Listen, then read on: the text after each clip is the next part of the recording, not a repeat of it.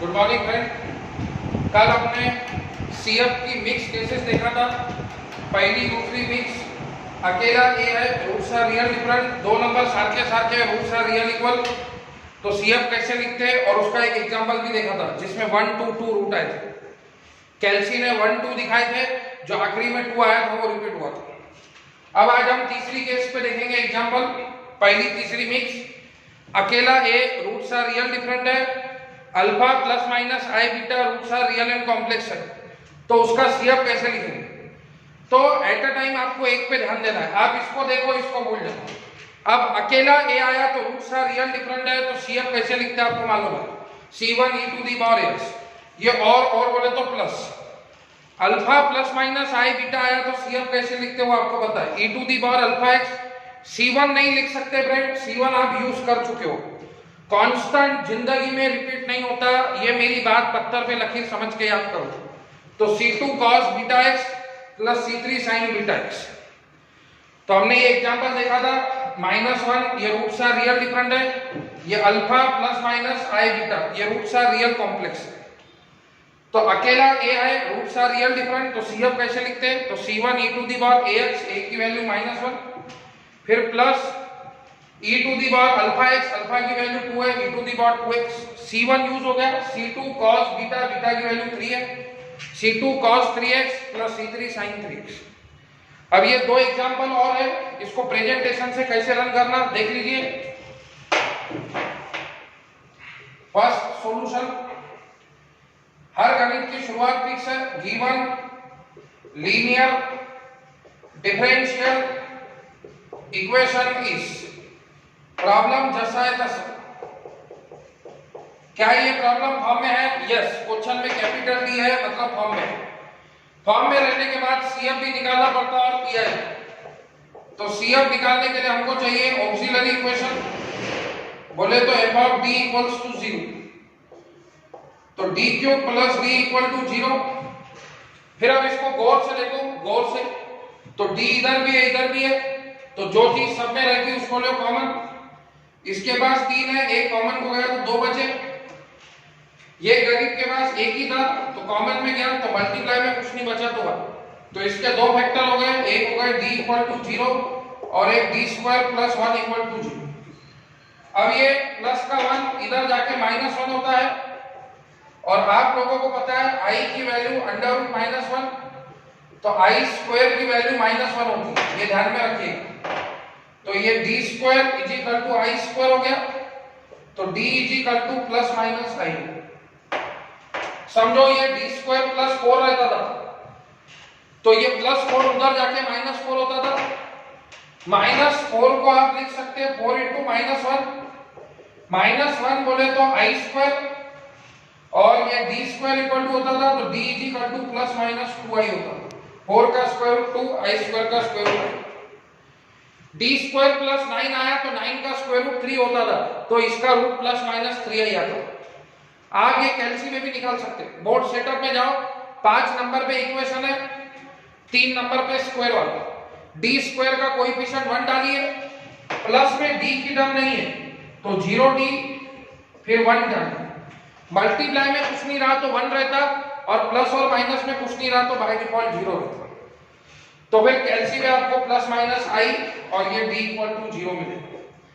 Equation का maximum power 3 है, तो इसके 3 रूट आ गए।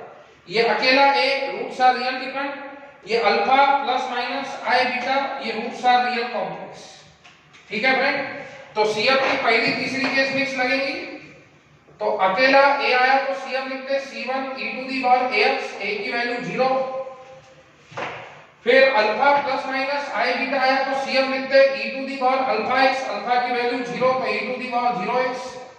c1 यूज हो गया, c2 cos beta x, multiply में कुछ नहीं रहा तो 1 रहता, तो बीटा की वैल्यू 1, तो c2 cos x plus c3 sin x। अब आप लोगों को पता है 0 इंटू x 0, और anything raise to power 0 is 1, और 1 इंटू हनी सिंह। तो 0 into x 0, anything raise to power 0 is 1 into c1 0 into x 0, anything raised to power 0 is 1 into Honey Singh. तो C2 cos x plus C3 sin x। तो यहाँ पे ये D common निकल गया और रेडीमेड फैक्टर बन गया, लेकिन हर बार ऐसा नहीं होता फिर, कभी कभी ये D कॉमन नहीं भी निकलता। तो पहली और तीसरी केस मिक्स का प्रॉब्लम दो तरीके से सॉल्व होता। एक तरीका ये था जहां पे D कॉमन निकल गया, अब दूसरा तरीका है सिंथेटिक डिवीजन। देखिए फ्रेंड, दूसरा example, given linear differential equation is, problem जैसा है तसा। क्या ये प्रॉब्लम फॉर्म में है? यस, क्वेश्चन में कैपिटल डी है मतलब फॉर्म में। तो फॉर्म में रहने के बाद क्या चाहिए? CF निकालने के लिए लगेगा auxiliary equation f of d equals to 0। तो d क्यूब माइनस 2d प्लस 4 इक्वल टू 0। अब इसमें से कुछ कॉमन निकलता क्या? नहीं। तो अब इसके फैक्टर कैसे बनाऊं मेरे को समझ में नहीं आता। तो अब अपन क्या करेंगे? कैलसी चलाएंगे। सबसे पहले मोड सेटअप पे जाओ, 5 नंबर पे इक्वेशन है, 4 नंबर पे क्यूब वाला, d क्यूब का कोएफिशिएंट 1 डालो, प्लस में d स्क्वायर की टर्म नहीं है तो 0 डालो, फिर -2 फिर 4 इक्वल टू प्रेस करो। तो कैलसी पे एक रूट आएगा -2 और इक्वल टू दबाओ तो आएगा 1 प्लस i 1 माइनस i। इस गणित में किस्मत अच्छी थी कि d हर जगह था, कॉमन निकल गया, लेकिन अभी यहां कॉमन नहीं निकलता। तो फिर हम इसके फैक्टर कैसे बनाएंगे? तो इसके फैक्टर बनाने के लिए अपने को लगाना पड़ता सिंथेटिक डिवीजन में। बहुत सारे टीचर लोग ये सिंथेटिक डिवीजन नहीं बताते, डायरेक्ट कैलसी से रूट लिख के CF निकालना सिखाते। तो डायरेक्ट लिखने में मार्क्स नहीं मिलते फिर, ये ध्यान में रखिए। तो by using synthetic division method. अब ये सिंथेटिक डिवीजन मेथड कैसे लगाते समझ नहीं। तो ये d क्यूब का कोएफिशिएंट 1 प्लस में d स्क्वायर की टर्म है क्या? नहीं, तो 0, फिर d का कोएफिशिएंट -2 और कांस्टेंट की वैल्यू 4। अब सिंथेटिक डिवीजन उससे करते हैं जिससे ये लास्ट वैल्यू 0 है। मेरे को क्या मालूम लास्ट वैल्यू 0 किससे आई? तो हमने कैलसी चलाया। सिंथेटिक डिवीजन कब लगाते फ्रेंड? जब पहली और तीसरी केस मिक्स आती, मतलब पहली केस और तीसरी केस मिक्स आती। पहली केस मतलब ये रियल डिफरेंट नंबर कोई ना कोई आपको कैलसी पे मिलेगा। तो इस समय ये रियल डिफरेंट नंबर कौन सा है? -2। तो ये -2 से आप सिंथेटिक डिवीजन करेंगे, जो नंबर आपको कैलसी पे मिलेगा। सिंथेटिक डिवीजन करते हो ये पहला नंबर एज इट इज लिखना पड़ता है, इसको एज इट इज कॉपी करो, काय को? मल्टीप्लाई करने के वास्ते। तो -2 इंटू 1 करो तो -2, 0 -2 -2, -2 into -2, minus into minus plus, 2 into 2 4, ये +4 में से 2 गया तो 2 बचा, -2 इंटू 2 -4 +4 -4 0। तो सिंथेटिक डिवीजन क्या करता फ्रेंड? तो वो क्यूब वाले इक्वेशन को स्क्वायर में कन्वर्ट करता, क्यूब वाले इक्वेशन को स्क्वायर में कन्वर्ट करता। इसलिए हमेशा ये आखिरी वैल्यू 0 ही आती है। तो एक रूट आपको कैलसी में मिला d इक्वल टू -2। अब दूसरा ये यहां से मिलेगा आपको, तो ये 1 बोले तो d स्क्वायर का कोएफिशिएंट, ये d का कोएफिशिएंट -2d, ये +2। तो कहने का मतलब इसके फैक्टर हो गए, माइनस का 2 इधर आके +2, d + 2 equal to 0, d square -2d + 2 equal to 0। तो इसके दो फैक्टर हो गए, d + 2 और d स्क्वायर -2d + 2। तो इसके दो फैक्टर हो गए। आया समझ में? तो एक बार मैं फिर से रिपीट कर रहा, सिंथेटिक डिवीजन कब लगता? तो जब भी पहली और तीसरी केस मिक्स आती। तो पहली और तीसरी केस मिक्स तो ये गणित में भी आई, तो इधर भी आप सिंथेटिक डिवीजन लगा सकते हैं, लेकिन यहाँ पे d कॉमन निकल के रेडीमेड फैक्टर बन गए, इसलिए मैंने नहीं लगाया। आप चाहो तो इधर भी लगा सकते हैं। इसको अगर आप पूरा कैलसी में सॉल्व करेंगे इस इक्वेशन को, तो कैलसी में इसके रूट आएंगे 0 i -i। तो रियल डिफरेंट नंबर 0 है, तो फिर आप 0 से सिंथेटिक डिवीजन करेंगे। आई बात समझ में फ्रेंड? तो अभी इस समय इस गणित में कैलसी में रियल डिफरेंट नंबर -2 आया, तो -2 से सिंथेटिक डिवीजन करो। ये d क्यूब का कोएफिशिएंट 1 प्लस में d स्क्वायर की टर्म नहीं तो 0, d का कोएफिशिएंट -2, कांस्टेंट की वैल्यू 4। सिंथेटिक डिवीजन करते हो पहला नंबर एज इट इज लिखो, -2 × 1 -2, 0 -2 -2, -2 × -2 +4, 4 में से 2 गए 2, -2 × 2 -4 +4 -4 0। सिंथेटिक डिवीजन क्या करता है फ्रेंड, वो क्यूब वाले इक्वेशन को स्क्वायर में रिड्यूस करता है। आपको कैलसी में एक रियल डिफरेंट नंबर आया d = -2, ये d² का कोएफिशिएंट 1, ये -2d + 2, इसके फैक्टर बना माइनस का 2 इधर आके +2, तो d + 2 एंड d² - 2d + 2 = 0, तो ये उसके फैक्टर हो गए। अब इसको अगर आपको शक है तो कैलसी में सॉल्व करके देखो, इसके रूट आ गए हैं 1 + i एंड 1 - i, और जब भी i आता तो अपने को क्या करना पड़ता फ्रेंड्स, कंपेयर, तो कंपेयर विद जनरल। कल मैंने सिखाया था, एक बार और सिखा, तो जब भी i आया तो ये तमाशा करने पड़ते, compare with general, ad² + bd + c = 0, d² का कोएफिशिएंट a मल्टीप्लाई में कुछ नहीं है तो 1, d का कोएफिशिएंट b, b की वैल्यू -2 और c की वैल्यू 2, तो d = ये फार्मूला लगाओ -b + √b² - 4ac/2, और ये रूट को भूलना मत, d = -2, क्योंकि एग्जाम में क्या हुआ फ्रेंड, एक स्टूडेंट ने सॉल्व किया इसको, ये d = -2 मिल गया, 1 ± i रूट आ गए, roots are real and complex लगाया, CF लिख के आ गया, बहुत खुश था, मेरा पेपर बहुत अच्छा गया, मेरा M3 तो ऐसे निकल जाएंगे। लेकिन रिजल्ट आया फ्रेंड तो वो स्टूडेंट नापास हो गया। फिर मेरे को बोले सर तुमने ये कैसे सिखाया, मैं नापास हो गया। मैंने बोला तुम जेरॉक्स निकालो, एग्जाम में तुमने क्या कारनामे किए मेरे को थोड़ी मालूम है।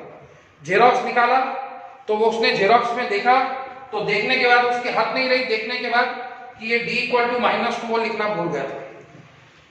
इसलिए मैं बोलता हूं इस इक्वेशन की मैक्सिमम पावर 3 है, तो इसके 3 रूट आएंगे, ये ध्यान में रखना पड़ेगा।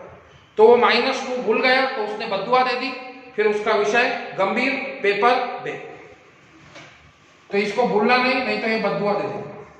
अब b की वैल्यू -2 है और ये ऑलरेडी माइनस है, तो minus into minus √b², minus का स्क्वायर प्लस 2 का स्क्वायर 4, a की वैल्यू 1, c की वैल्यू 2 अपॉन ट्वाइस a की वैल्यू 1, फिर 4 × 1 4, 4 × 2 8, 4 - 8 -4, हमेशा ये अंडर रूट के अंदर माइनस की वैल्यू आती, अंडर रूट -4 को आप लिख सकते हैं √4 × अंडर रूट -1, अंडर रूट 4 बोले तो 2, अंडर रूट -1 बोले तो i, 2 को कॉमन निकाल के कैंसिल करो, नहीं आता तो जो ये कैलसी का है वो डायरेक्ट निकाल, वैसे कॉमन निकालना है तो निकाल सकते हो। 2 कॉमन निकाला तो 1 ± i, ये 2 कट जाता है, तो ये 1 ± i, ये अकेला a है, रूट्स आर रियल डिफरेंट, ये alpha ± i beta roots are real complex, पहली और तीसरी केस मिक्स। अकेला a आया तो CF कैसे लिखते हैं, c1 e⁴ax, a की वैल्यू -2, और बोले तो plus alpha ± i beta, alpha की वैल्यू 1, i के बाजू में बीटा, मल्टीप्लाई में कुछ नहीं रहा तो 1 रहता, e⁴ अल्फा की वैल्यू 1, e⁴x, c1 यूज हो गया, c2 cos βx, बीटा की value 1 plus c3 sin βx, beta की वैल्यू 1, ये आ गया इसका c। तो कहने का मतलब ये पहली और तीसरी केस मिक्स थी। 2 एग्जांपल लिए, एक में d कॉमन निकला, एक में नहीं निकला तो हमने सिंथेटिक डिवीजन लगाया। आगे भी और हम सिंथेटिक डिवीजन लगाएंगे, ये जस्ट मैं आपको CF का डेमो दे रहा हूं। अब वैसे CF की सिलेबस में 4 केसेस है फ्रेंड, मैंने तुम्हारे को 3 बताई क्योंकि अपने यूनिवर्सिटी के औकात के हिसाब से 99.99% प्रॉब्लम 3 केसेस और ये मिक्स केस में से आता है। लेकिन चौथी केस बताना मेरा फर्ज है फ्रेंड, बहुत लोगों को 3rd और 4th केस में कंफ्यूजन होता है, इसीलिए मैं इसको एकदम लास्ट में बताता हूं। तो जिन लोगों को कंफ्यूजन हो रहा है फ्रेंड, वो लोग इसको याद ही मत रखो, भूल जाओ, जो कमजोर लोग हैं, कम मनस्थिति है, लेकिन जो गेट लेवल की पढ़ाई कर रहे हैं उनको नॉलेज होना बहुत जरूरी है फ्रेंड, तो ये बात मैं उनके लिए बता रहा हूं। चौथी केस, अब चौथी केस क्या है, ध्यान से सुनेंगे तो समझ में आएगा फ्रेंड, कंफ्यूजन नहीं होगा। चौथी केस है कॉम्प्लेक्स रूट्स आर रिपीटेड, मतलब अगर आपके रूट्स की value alpha plus minus I beta and अजून अल्फा प्लस माइनस आई बीटा है, मतलब ये पूरी की पूरी पेयर रिपीट होगी, अल्फा प्लस माइनस आई बीटा और अजून अल्फा प्लस माइनस आई बीटा, मतलब ऐसा इक्वेशन जिसका मैक्सिमम पावर 4 होगा, मतलब ये पूरी की पूरी पेयर रिपीट होगी।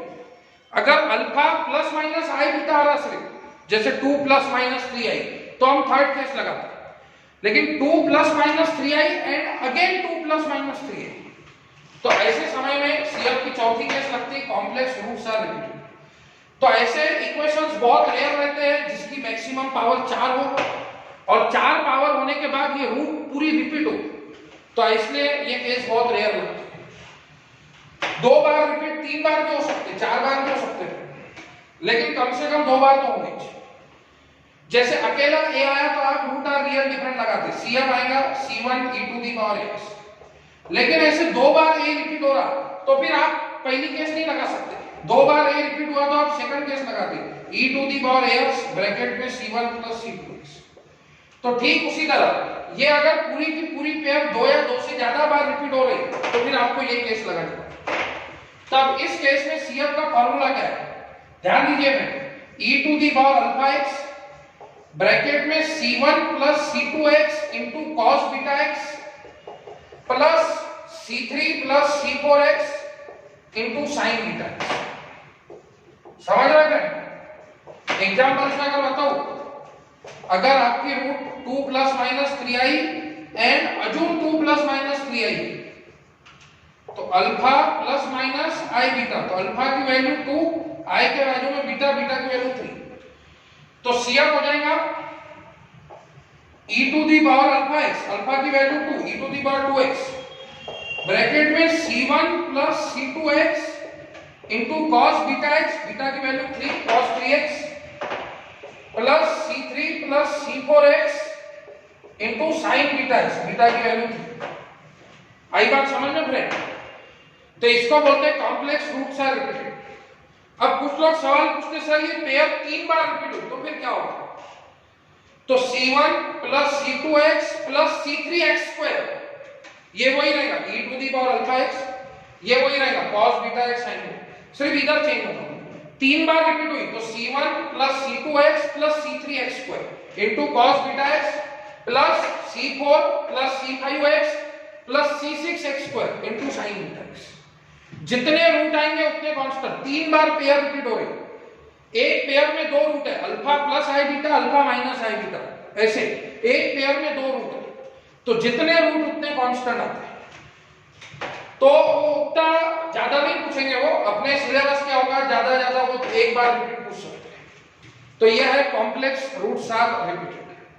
तो फ्रेंड यहाँ पे अपना CF पूरी तरह से खत्म हो गया।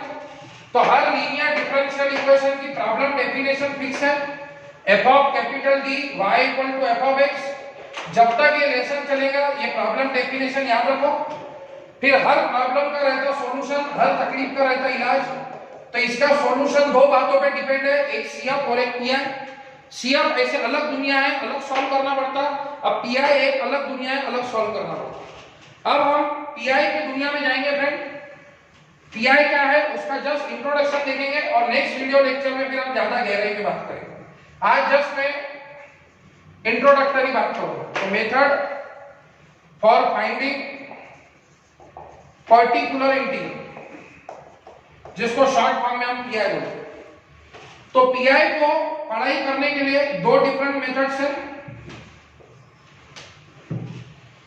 जैसे इंटीग्रेशन का कोई प्रॉब्लम सॉल्व करो तो उसके लिए 3 मेथड्स है, integration by partial fraction method, integration by by parts formula और इंटीग्रेशन बाय सब्स्टिट्यूशन मेथड। जैसे राममेघे कॉलेज जाना है तो आपके पास 2 रास्ते हैं, एक तो आप साईनगर के थ्रू जाइए, दूसरा आप वो बाईपास के थ्रू जाइए, ठीक है। तो कहने का मतलब वैसे ही PI निकालने की 2 मेथड है। जो फर्स्ट मेथड है वो बाय डिफॉल्ट मेथड है। बाय डिफॉल्ट मतलब अगर सिर्फ क्वेश्चन में बोला सॉल्व और प्रॉब्लम है, सिर्फ सॉल्व बोला हुआ, सिर्फ सॉल्व और प्रॉब्लम दिया हुआ कुछ तो भी, तो बाय डिफॉल्ट मेथड लगेंगी, सॉल्व रहेगा कुछ तो भी। तो उस समय पीआई का फार्मूला है 1/f(d) × f(x)।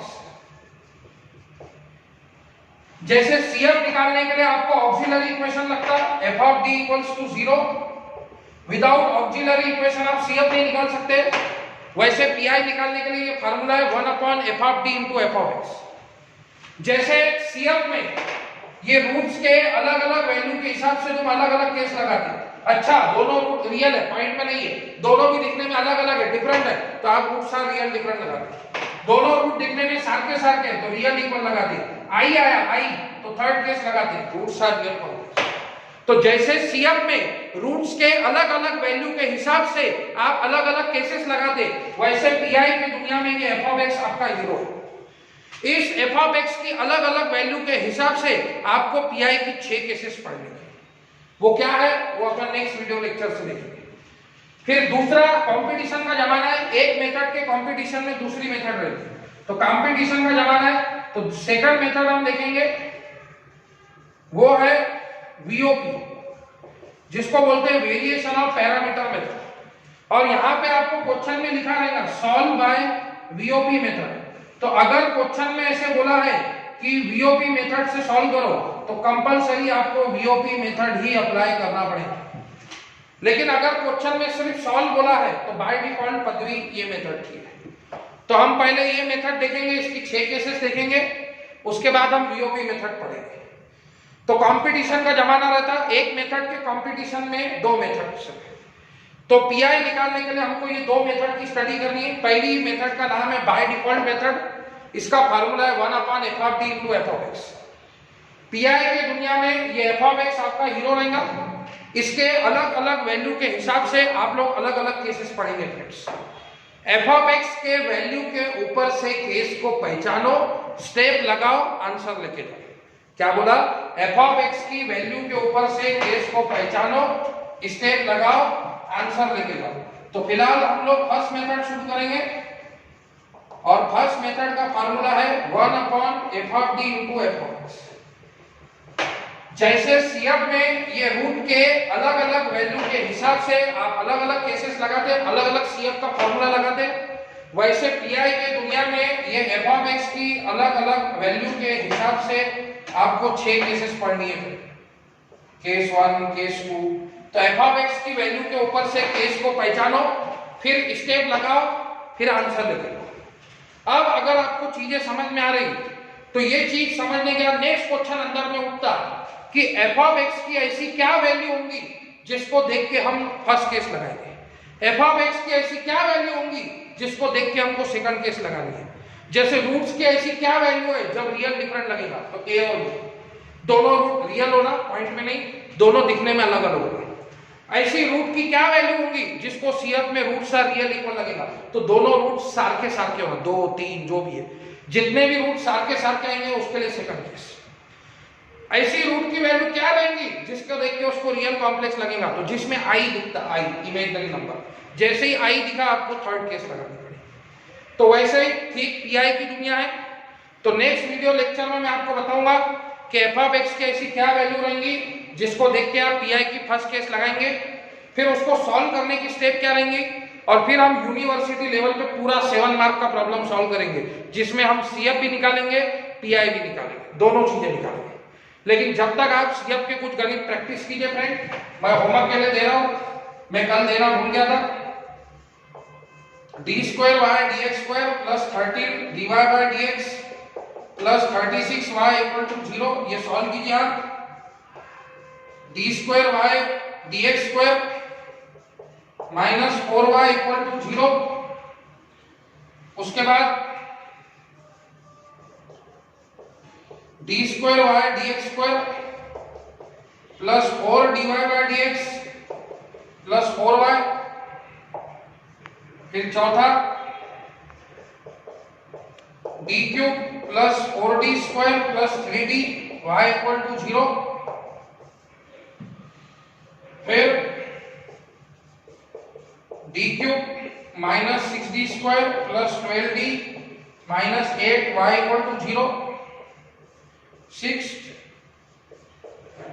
D cube plus D square plus D plus 1 bracket के बाद y इक्वल टू 0।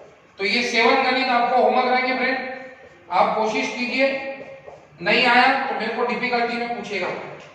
तो ये सातों गणित के अगर आपको सीएफ आ गए, समझ लो आप सीएफ सीख गए, आपको काय का भी सीएफ आ जाएगा। नहीं आ रहा है तो अभी भी आप प्रीवियस वीडियो लेक्चर अच्छे से देखिए, आपको समझ में आ जाएगा। ठीक है फ्रेंड, थैंक यू।